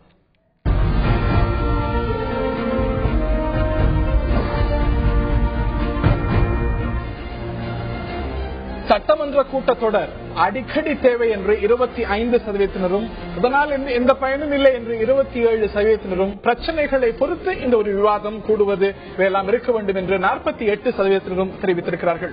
தொடர்ந்து சட்டமன்ற பாராளுமன்ற சீர்திருத்தத்தை பற்றி பேசும்பொழுது பாராளுமன்றமும் சட்டமன்றமும் கூடுதலான நாட்கள் கூட வேண்டும், எதிர்க்கட்சிகள் பல பிரச்சனைகளை பேசுவதற்கு, ஆளும் கட்சியும் பிரச்சனைகளை அட்ரஸ் செய்வதற்கான வாய்ப்புகள் ஏற்பட வேண்டும் அப்படிங்கறதுதான் தொடர் கோரிக்கையாக இருக்கிறது. இந்த நிலையில் சட்டமன்றம் கூட இருக்கிறது. டிசம்பர் 4ஆம் தேதி ஓ பன்னீர்செல்வம் முதலமைச்சராக பொறுப்பேற்ற பிறகு நடைபெறக்கூடிய முதல் சட்டமன்றம். இதுல குழப்பங்கள், கூச்சல், வெளியேற்றம், வெளிநடப்புகள் இவையெல்லாம் இருக்கக்கூடாது, அல்ல குறைவாக இருக்க வேண்டும். ஆரோக்கியமான மக்கள் விஷயங்கள் எதிர்க்கட்சிகளும் ஆளும் கட்சியும் சேர்ந்து விவாதிக்க வேண்டிய ஒரு களமாக இருக்க வேண்டும் என்பதுதான் எல்லாருடைய எதிர்பார்ப்பு, மக்களுடைய எதிர்பார்ப்பு. நடைபெறுமா? டிசம்பர் 4ஆம் தேதி வரைக்கும் பொறுத்திருப்போம். இந்த நிகழ்ச்சியில் பங்கு பெற்ற திரு சேக்கு தமிழரசன் அவர்களுக்கும், திரு ஜி சேகர் அவர்களுக்கும், திரு பீம்ராவ் அவர்களுக்கும், பிரசன்னா அவர்களுக்கும், பார்த்த நேயர்களுக்கும் நன்றி. ஆயுத நீட்சிக்கு அன்போடு வரவேற்கின்றோம். பாராளுமன்றம் தொடங்கியது. பிரதமர் தன்னுடைய நம்பிக்கையை வெளிப்படுத்தினார். சுமூகமாக, பிரச்சனை இல்லாமல், அமளி இல்லாமல், குமிழி இல்லாமல் இந்த பாராளுமன்ற கூட்டத்தொடர் நடைபெறும் அப்படின்னு பல பிரதமர்களும் பாராளுமன்ற கூட்டத்தொடர் தொடங்கும் பொழுது வெளிப்படுத்தக்கூடிய நம்பிக்கை. இந்த நம்பிக்கைகள் பல முறை மெய்யானதில்லை அப்படிங்கறதா உண்மை. அதற்கு ஏற்றாற் போல இன்று பாராளுமன்றம் முடங்கியிருக்கிறது. முடக்கத்துக்கான காரணமாக கருப்பு பண விவகாரம் இருந்திருக்கிறது. திரிணாமுல் காங்கிரஸ் உள்ளிட்ட எதிர்க்கட்சிகள் 100 நாட்களில் கருப்பு பணத்தை மீட்பேன் என்றீர்களே, எங்கே கருப்பு பணம்? 15 லட்சம் ஒவ்வொரு ஏழையுடைய பேங்க் அக்கவுண்ட்லயும் போடுவேன் நீங்களே, அது எங்கே என்று போராட்டம் நடத்தினார்கள். பாராளுமன்றத்தில் கூச்சல், அமளி, குழப்பத்தில் ஈடுபட்டார்கள். இந்த ஒரு காட்சிகள் ஆட்சி மாறினாலும் தொடர்கிறது. வெவ்வேறு இஷ்யூஸ் மாறுகின்றது. இம்முறை கருப்பு பணம், இந்த கருப்பு பண விவகாரம் சார்ந்தும் கேள்வி எழுந்திருக்கிறது. பாராளுமன்ற முடக்கம் சார்ந்தும் சில கேள்விகள் எழுந்திருக்க, இதையே ஆயுத எழுத்து நீட்சியில் விரிவாக விவாதிப்போம். கருப்பு பண விவகாரம் பாராளுமன்றத்தில் புயலை கிளப்பி இருக்கிறது. திரிணாமுல் காங்கிரஸ் உள்ளிட்ட கட்சிகள் கருப்பு பணத்தை 100 நாட்கள் மீட்கிறேன்னு சொன்னீங்களே, 6 மாசம் ஆச்சு எங்க என்று கேள்வியை எழுப்பியிருக்கிறார்கள். எதிர்க்கட்சிகளுடைய இந்த ஒரு கேள்வி, இதன் காரணமாக பாராளுமன்ற முடக்கம் நியாயமானதா, இல்லை இதை வைத்து அரசியல் தேட நினைக்கின்றதா எதிர்க்கட்சிகள்? விரிவாக ஆயுத எழுத்து நீட்சியில் விவாதிப்போம். இந்த நிகழ்ச்சியில் நம்முடைய பங்கேற்கிறார்கள். அரங்கத்தில் திரு SR சேகர், பாரதிய ஜனதாவுடைய மாநில பொருளாளர் மற்றும் காங்கிரஸ் கட்சியை சேர்ந்த முன்னாள் நாடாளுமன்ற உறுப்பினர் திரு மாணிக் தாகூர் அவர்களும் இந்த நிகழ்ச்சியில் நம்முடைய இணைகிறார். நான் திரு SR சேகர் கிட்டதான் முதல் கேள்வியை கேட்கணும்னு நினைக்கிறேன். பாராளுமன்றம் முடங்கி இருக்கிறது. நீங்கள் எப்படி எதிர்க்கட்சியா இருக்கும் போது முடக்கினீங்களோ அதே போல இந்த முறை அமளி துமளியில் எதிர்க்கட்சிகள் ஈடுபட்டிருக்கின்றார்கள். திரிணாமுல் காங்கிரஸ் அந்த பணியை சிறப்பாக செய்திருக்கிறது. பாராளுமன்றத்தை முடக்கத்துக்கான பணிகள், பாராளுமன்றத்துக்கு வெளியில கொடை வச்சு போராட்டம், உள்ள கூச்சல் குழப்பம் என்று ஒரு அமளி துமளியை ஏற்படுத்தியிருக்கிறது. உங்களுடைய கேள்வி நியாயமானது தானே? 100 நாட்கள்ல கருப்பு பணத்தை மீட்கிறேன் அப்படின்னு நீங்க எங்கன்னு கேட்கிறாங்க. கருப்பு பண மீட்பு அப்படிங்கிறது ஒரு முக்கியமான பிரச்சனை. இதனால் பாராளுமன்றம் முடங்குவது தவறா? இல்ல, நீங்க முடக்குறீங்க, அதே மாதிரி இவங்க முடக்கிறாரு என்பது ஸ்வீப்பிங் ஸ்டேட்மெண்ட். ஏன்னு கேட்டா 2007 மழைக்கால கூட்டத்தொடர் முழுவதுமாக ஜப்பானுக்கு பிரதமர் போறாருன்னு அபேண்டன்ட், ஃப்ரோசன் காங்கிரஸ் பண்ணியாச்சு. 2008 அதே மாதிரி 2 நாள் மட்டும் நடந்து பிரதமர் வெளிநாடு போறான்னு சொல்லி பண்ணியாச்சு. 2013 அண்ட் 14 தெலுங்கானா இஷ்யூவை வச்சு டோட்டலா காங்கிரஸ் கட்சியே பாராளுமன்றத்தை முடங்கிச்சு. 2012 ஜேபிசி அமைக்க முடியாதுன்னு சொல்லி பிஜேபி அதற்கு எதிர்ப்பு தெரிவித்த போது பாராளுமன்றம் முடங்கினத்துக்கு பின்னால மறுபடியும் அமைத்தார்கள். ஆக காங்கிரஸை பொறுத்த மட்டும் பாராளுமன்றம் நடக்கக்கூடாது என்பதிலே முக்கியமாக இருந்து கொண்டு என்னுடைய கேள்வி, கருப்பு பண விவகாரம் அப்படிங்கிறது பாராளுமன்ற முடக்கத்துக்கு ஒரு காரணியா, ஒரு நியாயமான காரணியா நீங்க இல்ல? அதாவது பிஜேபி நீங்கள் முடக்கினீர்கள் என்று சொன்ன ஸ்வீப்பிங் ஸ்டேட்மெண்ட்டுக்கு பதில். It is not a sweeping statement. இதே கருப்பு பண மீட்புக்கு நீங்க சொன்னீங்களே என்னாச்சு, எங்கே நடவடிக்கைகள், எங்கே கருப்பு பணம்னு கேட்டு 2012 நீங்களும் முடக்கிருக்கீங்க இதே விவகாரம். இல்ல இதே வயதில் நாங்க எந்த நடவடிக்கையும் எடுக்கவில்லை. நடவடிக்கை எடுத்தீங்க 100 நாட்கள்ல பண்றீங்களா? 100 நாட்கள் ஆச்சு, 150 நாள் ஆச்சு, 6 மாசம் ஆச்சு. அதாவது ஜூன் மாதம் 27ஆம் தேதி அன்னைக்கு 600 பேர் பட்டியல SITல அரசாங்கம் கொடுத்துச்சு. அக்டோபர் மாதம் 28ஆம் தேதி சுப்ரீம் கோர்ட்ல 627 பட்டியல் கொடுத்தா அதுதான் SITல அவங்க திருப்பி கொடுத்தாங்க. நீங்க சொன்னது சுப்ரீம் கோர்ட்ல SIT கொடுப்போம் இல்லாட்டி உச்ச நீதிமன்றத்துல கொடுப்போம், இந்த நடவடிக்கையில SIT உருவாக்குவோம் இல்ல. 100 நாட்கள்ல கருப்பு பணத்தை மீட்போம் தேர்தல் நேரத்துல சொன்னீங்க. உங்களுடைய மூத்த தலைவர்கள் அத்தனை பேரும் சொன்னாங்க. மோடி சொன்னார், ராஜ்நாத் சிங் சொன்னார். அது எங்கன்னு கேக்குறாங்க. நீங்க எப்படி கேட்டு காங்கிரஸ் முடக்கிறீங்களோ அதே போல இதே 100 நாட்களில் இந்த அரசு மீட்கும் என்று சொன்னது உண்மை. ஆனால் இந்த அரசு 100 நாட்களில் மீட்கும் என்று சொல்லி தூங்கிக்கிட்டு இருக்கா, உறங்கிக்கிட்டு இருக்கா, வேலை செய்யாம இருக்கா.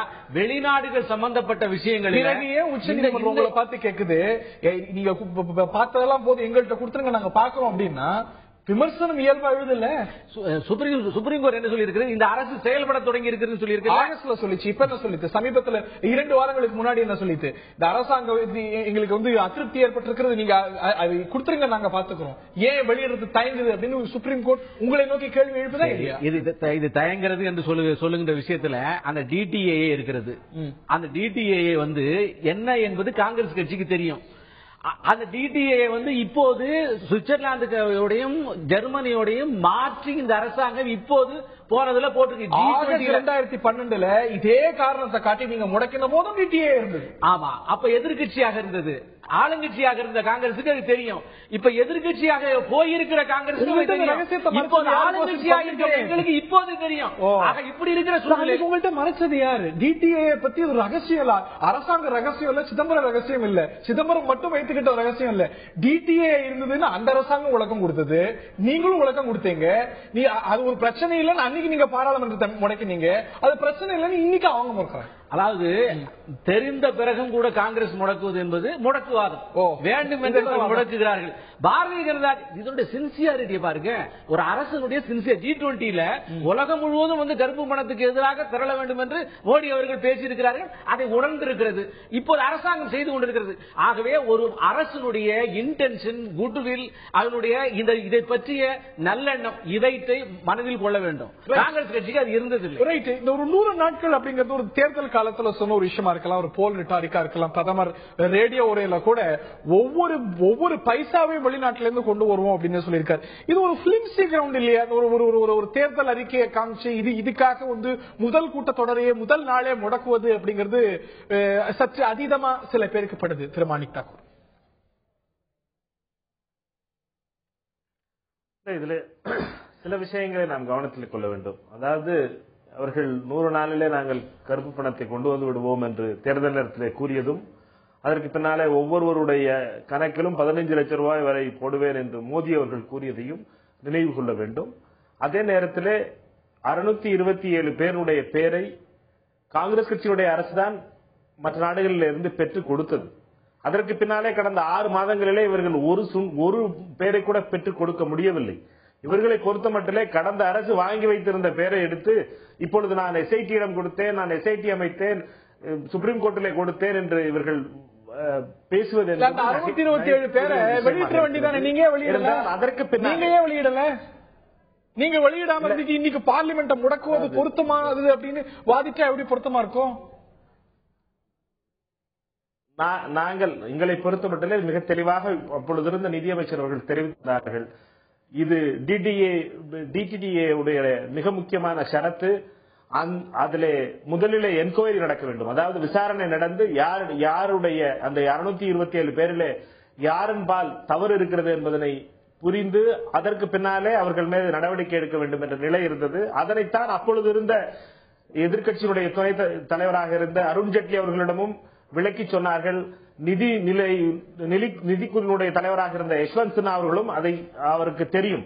அனைவரும் தெரிந்த விஷயத்தை இவர்கள் வெறும் அரசியல் நாடகத்திற்காக மீண்டும் மீண்டும் ஒரு பொய்யை கூறுவதை எப்பொழுதுமே பிஜேபி மிகப்பெரிய அளவிலே வெளியிட முடியாதுன்னு தெரியும்ல, இந்த முறை வெளியிட முடியாதுன்னு தெரியும், ஷரத் இருக்கிறது, டிடிஏ இருக்கிறது. அப்படி இருக்கிற பட்சத்துல இதே காரணத்தை இன்றைய நிதியமைச்சர் சொல்லும் பொழுது விசாரணை நடத்திட்டா வெளியிட முடியும் அப்படின்னா உங்களுக்கு ஏன் அது ஏற்புடைய விளக்கமா இல்ல? நீங்க கொடுத்த அதே விளக்கம் ஏன் ஏற்புடைய விளக்கமா இல்ல?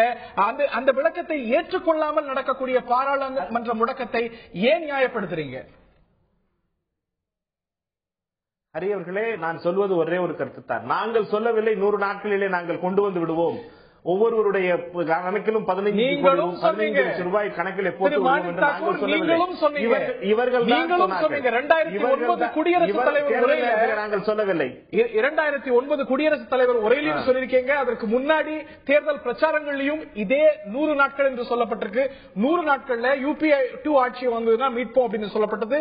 குடியரசுத் தலைவர் உரையிலும் சொல்லப்பட்டது. அது நடக்கல. அது நடக்கக்கூடிய விஷயம் அல்ல. இம்பிராக்டிகாலிட்டி. அதற்கு பின்னாலே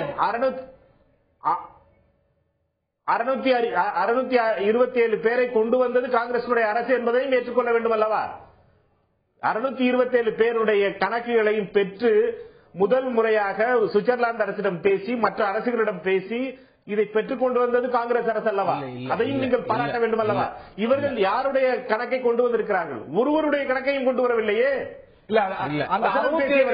ஒவ்வொரு இடத்திலும் சென்று 627 பேரை ஏன் கொண்டு வந்தீங்கிற கேள்வி எல்லாம் உங்களை நோக்கி இருக்கிறது. ஏன் இயல்பா எந்த பிரச்சனையும் இல்லாம நடந்திருக்க வேண்டிய விஷயத்தை இந்த அளவுக்கு காம்ப்ளிகேட் பண்ணது UPA அரசாங்கம் அப்படிங்கிற கேள்வி எல்லாம் எழுந்திருக்கிறது. இதை தாண்டி SRC காங்கிரஸோ பிஜேபியோ இந்த ஒரு கருப்பு பண விவகாரத்துல நிறைய ஒரு தேர்தல் வாக்குறுதிகளை ஒரு போல் ரிட்டாரிக்ஸ் என்ற ஆங்கிலத்தில் சொல்லுவாங்க. 100 நாட்கள் அமைப்போம், 15 லட்சம் உங்க கணக்குல போடுவோம், ஏழைகள் கணக்குல போடுவோம் அப்படிங்கிறது வெறும் போல் ரிட்டாரிக்ஸ் அல்ல, வெற்றுவாதம் இல்ல வெற்று வாக்குறுதி என்றால் மறுப்பேற்கலாம். இல்ல, நிச்சயமாக பாரதிய ஜனதா கட்சியை பொறுத்த மட்டும் அது இல்ல. வெற்று வாக்குறுதியாக அது இருந்திருக்குமே ஆனால் மே மாதத்திலிருந்து சுப்ரீம் கோர்ட்டினுடைய அத்தனை விஷயங்களையும் அணுவாக இந்த அரசாங்கம் செயல்படுத்தி வருகிறது. சுப்ரீம் கோர்ட் SIT அமைச்சே ஆகணும்னு சொல்லியிருக்கு. முடியாதுன்னு போன UPA அரசாங்கம் சொன்னது அமைத்து தான் தீரணும்னு சொல்லியிருக்கு. SIT அமைக்கிறத தவிர இந்த அரசாங்கத்துக்கு வேறு வழி இல்லை. அதை செய்தோம் அப்படிங்கறது ஏதோ பெரிய சாதனையாக இந்த அரசாங்கமே எடுத்த முடிவு போல சொல்வது இல்ல. அதாவது அரசாங்கம் UPA அரசின் மீது நம்பிக்கை இல்லாத காரணத்தினால சுப்ரீம் கோர்ட் அதை அமைத்தது. அந்த அமைப்பை நாம் அதை அப்படியே எடுத்துக்கிட்டு போறோம். எடுத்துட்டு போய் வேலை செய்வதற்கு ஏதுவாக இருக்கிறது. அதுல பல்வேறு டிபார்ட்மெண்ட் போட்டதே பாரதிய ஜனதா கட்சியினுடைய அரசாங்கம் தான். அப்படி போட்டு வெளிநாடுகளில் பண்ணிருக்கோம். இப்ப மாணிக் தாக்கூர் சொன்ன ஒரு ஸ்டேட்மெண்ட்ல HSBC ஊழியர் திருடி கொடுத்த ஒரு விஷயம் அன்அபிஷியலாக வெளியே வந்தது. ஆனால் பாரதிய ஜனதா கட்சியினுடைய அரசாங்கத்தினுடைய செயல்பாடுகளாக ஜெர்மன் அரசோடு பேசி அபிஷியலாக வாங்கின விஷயம் தான் அந்த 627. ரெண்டுமே சிம்பலைஸா கோயின்சைட் ஆகலாம். ஆனால் அரசு ஒண்ணுமே செய்யல, இவங்க தான் கொடுத்தது என்பதை நான் திட்டவட்டமாக மறுக்கிறேன். இந்த அரசுடைய முயற்சியினால் தான் இது வந்திருக்கிறது. ஒன்று. இரண்டாவது இந்த அரசு யாருடைய உறுத்தலும் இல்லாமல், மோட்டிவேஷனும் இல்லாமல், வற்புறுத்தலும் இல்லாமல் தன்னிச்சையாக தன்னந்தனியாக தான் ஏற்றுக்கொண்ட லட்சியத்தினுடைய காரணமாக உலக நாடுகள் முழுவதும் ஒன்று சேர்த்து இந்த கருப்பு பணத்துக்காக செய்கிறது. காங்கிரஸ் அரசு நடிக்கிறது, நாங்கள் செயல்பட்டு கொண்டிருக்கிறோம். இந்த டிஃபரன்சியேஷனை புரிஞ்சுக்கிறோம். திரு மாணிக் தாக்கூர் குறுக்கிட விரும்பினீங்க. What do you have to say? அதாவது அனந்த் சேகர் அவர்கள் மிக முக்கியமான கருத்தை தவறுதலாக தெரிவித்தார்கள். 627 பேரை தேர்தலுக்கு முன்னாலேயே பெற்றுக் கொடுத்தது காங்கிரஸ் கட்சி. அதை நாம் மறந்துவிட முடியாது. அரசாங்கத்தினுடைய அந்த நேரத்தில் இருந்த நிதியமைச்சர் அவர்கள் மிக தெளிவாக தெரிவித்தார், தானும் பார்க்கவில்லை என்ற பெயர்களை தன்னுடைய அந்த அதிகாரிகளிடம் தான் இருக்கிறது என்று. அதான் சுப்ரீம் கோர்ட்டிடம் கொடுத்திருக்கிறோம். இப்பொழுது இருக்கின்ற அரசு அதை கொடுத்திருக்கிறது. நம்மை பொறுத்த மட்டும் கேள்வி என்பது அதற்கு பின்னாலே 627 பேருக்கு பின்னாலே ஒருவருடைய பெயரையும் கொடுக்கவில்லை. இவர்கள் அந்த 627 4-5 பேர்களை வெளியிலே சொல்லி லீக் செய்து பத்திரிகையிலே இப்படிப்பட்ட மற்றவர்களை பற்றிய தவறான எண்ணத்தை உருவாக்குவதிலே வல்லவர்களாக இருக்கிறார்கள். பிஜேபி அரசாங்கம் இந்த பெயர்களை லீக் பண்ணது நீங்க கேள்வி கேட்கிறீங்க. இதே போல செலக்டிவாக 7 பேர்கள் அப்படின்னு ஞாபகம் ஏப்ரல் மாதத்துல உங்கள் அரசாங்கம் செலக்டிவா தான் கொடுத்தது. ஏன்னா இன்வெஸ்டிகேஷன் முடிஞ்ச பேர்கள் டிடிஏ பண்ணி ஏப்ரல் மாசத்துல இதே போல செலக்டிவா கொடுத்தீங்க. நீங்க கேட்கறீங்களா அது போல 627 பேர் வெளியிட வேண்டியதானே? இன்னைக்கு கேட்கறீங்கல்ல அது போல அன்னைக்கே வெளியிடல. உங்களுக்கு தான் டிடிஏ பிஜேபி உங்களை போல இல்ல உங்களை போன்ற தெளிவான பத்திரிகையாளர்களுக்கு தெரியும், அரசாங்கம் என்பது தேர்தல் அறிவிக்கப்பட்டதற்கு பின்னாலே, மார்ச்சிலே தேர்தல் அறிவிக்கப்பட்டு விட்டது, 7ஆம் தேதிக்கு பின்னாலே கட்டுப்பாடுகள் வந்ததற்கு பின்னாலே அரசாங்க அதிகாரிகள் அமைச்சர்கள் சொல்வதை கேட்க போவதில்லை. அமைச்சர்களுடைய அனைத்து கருத்துக்களையும் எவரும் ஏற்றுக்கொள்ளப் போவதில்லை. அதனால் கோர்ட்டிலே கொடுக்கப்பட்ட அதிகாரிகளின் பால் திரு சிதம்பரம் அவர்கள் மிக தெளிவாக தெரிவித்திருந்தார்கள், அந்த பட்டியலை தான் பார்க்கவில்லை என்று. அதிகாரிகளிடம் இருந்த பட்டியல் அந்த அதிகாரிகள் கோர்ட்டிலே கொடுத்தார்கள். அதை அரசாங்கத்தோடு நீங்கள் முடிச்சு போடக்கூடாது. மத்திய அரசு என்பது காங்கிரஸ் அரசு என்பது 7ஆம் தேதி மார்ச் 7ஆம் தேதிக்கு பின்னாலே எந்த ஒரு முக்கியமான முடிவையும் எடுக்கவில்லை. ராணுவ தளபதியை நியமித்திருக்கிறார்கள், பல்வேறு கமிட்டிகளை நியமித்திருக்கிறார்கள், அவர்களுக்கு வேண்டிய பல்வேறு கமிட்டிகளை ராணுவ தளபதியை நியமித்திருக்கிறார்கள். திரு சேகர், இதுல ஒரு போல் ரிட்டாரிக்ஸ் தான் உங்களை மீண்டும் மீண்டும் உங்களை நோக்கி ஒரு கேள்வி. இதுல நிச்சயமாக டெக்னிக்கல் டிஃபிகல்டிஸ், பிராக்டிகாலிட்டிஸ் நிறைய பிரச்சனைகள் இருக்கிறது அப்படின்னா பல பேர் மாறுபட மாட்டாங்க. ஆனா இன்னைக்கு என்னென்ன விளக்கங்களை இன்னைக்கு நீங்க கொடுக்குறீங்களோ, அரசாங்கமா விளக்கம் கொடுக்குறீங்களோ, டிடிஐ ஆகட்டும், அனைத்து பேர்களையும் பப்ளிக் டொமைன்ல வெளியிட முடியாது. இப்ப நமக்கு கிடைத்திருக்கக்கூடியதெல்லாம் வெளிநாட்டு வங்கிகள்ல பணம் வைத்திருப்பவர்களை தவிர கருப்பு பணம் வைத்தவர்கள் நிரூபிக்கணும். இதெல்லாம் இன்னைக்கு நீங்க கொடுக்கக்கூடிய விளக்கம். இதே தான் எனக்கு பிரணாப் முகர்ஜி கொடுத்த விளக்கம், இதே தான் சிதம்பரம் கொடுத்த விளக்கம், இதே டிடிஐ தான் அவங்க கொடுத்த விளக்கம். அன்னைக்கு ஏற்கனவே இதே நிகழ்ச்சியில் உங்கள்கிட்ட சொல்லிருக்கேன் நினைக்கிறேன். நிர்மலா சீதாராமன் ஆகட்டும், அருண்ஜேட்லி ஆகட்டும், டிடிஐ எல்லாம் ஒரு பிரச்சனையே இல்லை. அனைத்து பேர்களையும் கிடைத்திருக்கக்கூடிய அனைத்து பேரையும் கிடைத்திருக்கக்கூடிய அனைத்து அக்கௌண்ட் ஹோல்டர்ஸ் பேரையும் பப்ளிக் ஆக்குங்க அப்படின்னு அன்னைக்கு கோரிட்டு இன்னைக்கு அரசாங்கத்துக்கு வந்த பிறகு வேறொரு விளக்கம் கொடுப்பது அப்படிங்கிறது திஸ் இஸ் வாட் இஸ் திருப்பி உங்களை நோக்கி வரக்கூடிய கேள்வியா இருக்கு. இல்ல, நீங்க என்ன வேண்டுமானாலும் வாக்குறுதிகள் கொடுத்திருக்கலாம், 100 நாள் என்பது வாக்குறுதி கொடுத்திருக்கலாம். ஆனா இந்த அரசாங்கம் வந்ததற்கு பின்னாலே உண்மையிலே அதை நோக்கிய செயல்பாடுகள் எப்படி இருக்கிறது நெஞ்சை தொட்டு எந்த ஒரு அரசியல் கட்சியும் சொல்லிக்கிட்டோம். நெஞ்சை தொட்டு சுப்ரீம் கோர்ட் இல்லாமலே இந்த அரசாங்கம் செய்யும். சுப்ரீம் கோர்ட் என்ன சொல்றது, நீங்க இப்ப செஞ்சதெல்லாம் போதும், எங்கள்கிட்ட கொடுத்துருங்க, முழு லிஸ்ட் எங்கள்கிட்ட கொடுத்துருங்க அப்படின்னு உங்களுக்கு கொட்டு வைத்ததா இல்லையா? இல்ல, நான் இப்ப சுப்ரீம் கோர்ட்டை விமர்சிக்க தயார் இல்ல. ஆனால் ஒரு விஷயம் வந்து, சுப்ரீம் கோர்ட்ல உட்கார்ந்து இருக்கிற ஜட்ஜிகளுடைய விஷயங்கள்ல ஒரு தடவை அவர்கள் வாயாலேயே பாராட்டி இருக்கிறார்கள், அடுத்த தடவை கொட்டு கொடுத்திருக்கிறார்கள். வெளிநாடு சம்பந்தப்பட்ட விஷயத்துல அவ்வளவு ஈஸியா பெற முடியாது என்பது எல்லாருக்கும் தெரிந்த விஷயம். ஆனால் எதிர்கட்சியா இருக்கும் போது உங்களுக்கு தெரியல. அதுதான் கேட்கிறேன், இந்த மாதிரியான மாற்றியான கேள்விகள், அதன் மூலமாக நீ யோக்கியனா, யூ ஆர் ஆல்சோ பேட் என்கின்ற வாதத்தை வேண்டுமானால் சொல்வதிலே நீங்கள் வெற்றி பெறலாம். ஆனால் அது நோக்கம். ஏன் இதே விளக்கத்தை எதிர்கட்சியாக்கும் போது சொன்னீங்க, I am not okay, you are not okay, both are not okay என்று சொல்வதன் மூலமாக வாதம் வெற்றி பெறலாம். என்னை பொறுத்த மட்டும், இந்த அரசை பொறுத்த மட்டும், இந்த அரசு சரியான திசையிலே போகிறது, சரியான முறையிலே செயல்படுகிறது. எவ்வளவு கஷ்டங்கள் இருக்கிறது என்று தெரிகிறது. ஒரு பத்திரிகை செய்தியிலே கூட வெளிநாட்டு வங்கிகளிலே இருந்த இந்த மாதிரி பணம் முழுவதும் எடுக்கப்பட்டு விட்டது, வேறு இடத்துக்கு மாற்றப்பட்டு விட்டது என்கிற செய்தி. அதுதான் வேதனை. இந்த ஒரு தூத்து மேமையில, இந்த ஒரு பிரச்சனையில, இந்த ஒரு விவாதத்துல, இந்த தாமதத்துல எந்தெந்தெல்லாம் அக்கௌண்ட் 627 அக்கௌண்ட், பெரும்பாலான அக்கௌண்ட் இந்த பணத்தை எடுக்கிறதுக்கான ஒரு சூழ்நிலையை இந்த தாமதம் உருவாக்குதான் இல்லையா? இல்ல, அதாவது இப்ப வந்து வெளிநாட்டு வங்கிகளில் இருக்கிற பணத்தை நேரா வந்து சுவிட்சர்லாந்துக்கோ, யூகேக்கோ, ஜெர்மனுக்கோ மோடி பறந்து போய், பைனான்ஸ் மினிஸ்டர் ஜேட்லி பறந்து போய் அப்படியே தூக்கிட்டு வரக்கூடிய சூழ்நிலை இருப்பதாக நீங்கள் கருதுகிறீர்களா? வாக்குறுதியை 100 நாள்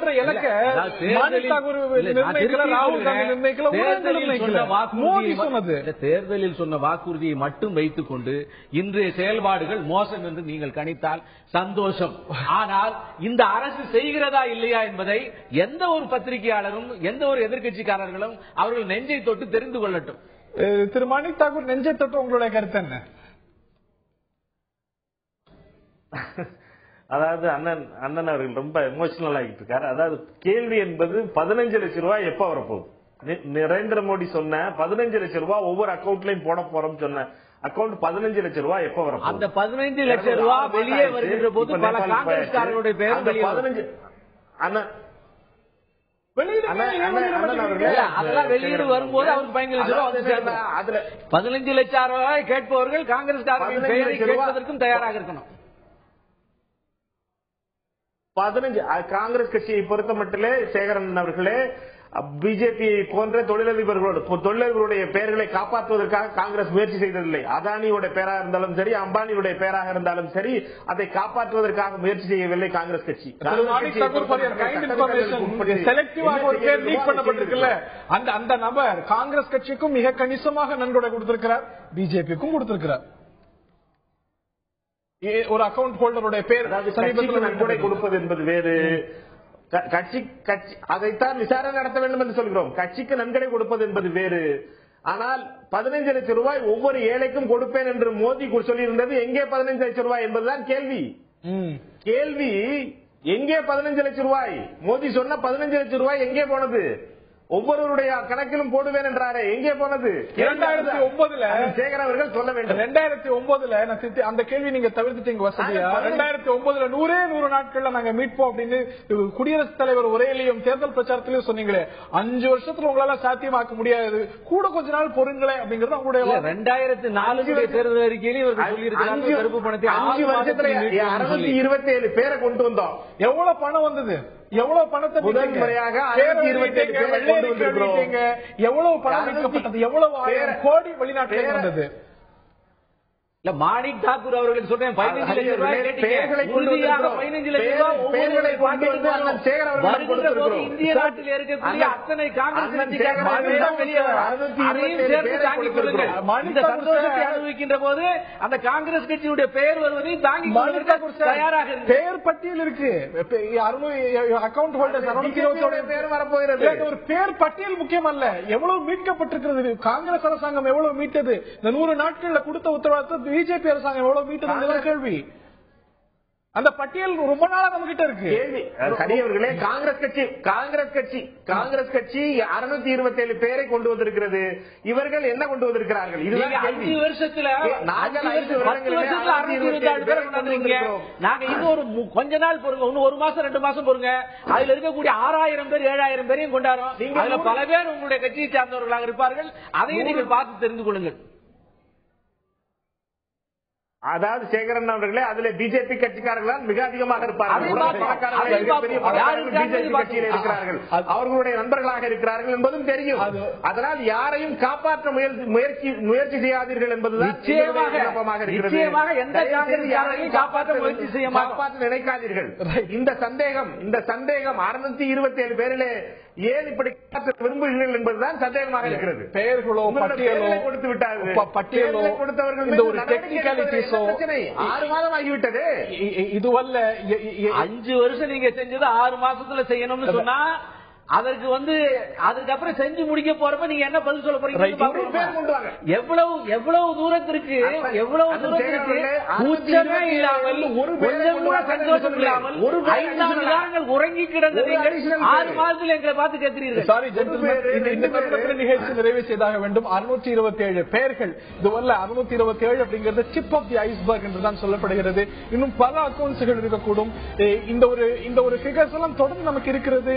இதை தாண்டி அரசாங்கங்கள் கொடுத்த உத்தரவாதம், சென்ற யூபிஏ அரசாங்கமோ இல்ல மோடி அரசாங்கமோ கொடுத்த உத்தரவாதம், வெளிநாடுகள்ல பதுக்கி வைக்கப்பட்டிருக்கக்கூடிய கருப்பு பணத்தை மீட்பேன் என்பதுதான். இதுல நிச்சயமாக நடைமுறை சிக்கல்கள் இருக்கவே இருக்கின்றன, ஒரு பிராக்டிகாலிட்டிஸ் இருக்கவே இருக்கிறது, சில ஒப்பந்தங்கள் தடையாக இருக்கின்றன. இவையெல்லாம் மீறி இந்த நாட்டுக்கு சேர வேண்டிய, இந்த நாட்டு மக்களுக்கு சேர வேண்டிய ஒரு பணம் வந்தாக வேண்டும் அப்படிங்கறதான் எதிர்பார்ப்பு. அது தாமதமின்றி நடக்க வேண்டும், நிச்சயம் நடக்க வேண்டும் அப்படிங்கறதான் எதிர்பார்ப்பு. இதற்காக பாராளுமன்றம் முடக்கப்பட்டிருக்கிறது.